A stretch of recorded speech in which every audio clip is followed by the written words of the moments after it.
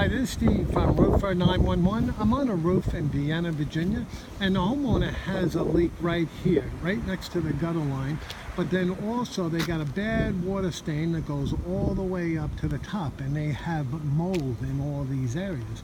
Now, when you look at the roof shingles, you'll see that they're still okay. There is no damage. And hopefully you can hear me well because the wind is blowing very strong today.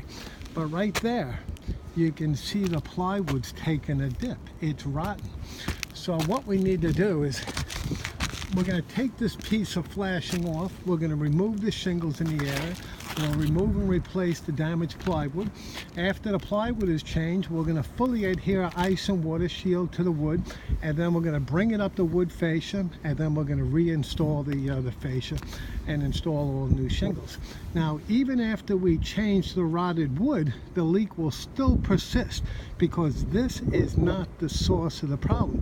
This is only where the water has settled. It's the ridge vent above. It's aluminum ridge vent, and the reason why it's leaking is because it was never waterproofed underneath. So whenever there's a heavy downpour or wind-driven rain, the water will get underneath the ridge vent, travel underneath the shingles, and wherever the water finds an opening, like here, all the way down. Also, they have a leak over here, down near the gutter line, and it's all because of the ridge vent.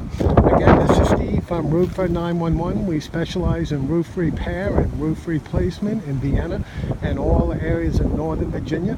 I can be reached at 703-475-2446, and our estimates are free. Thank you.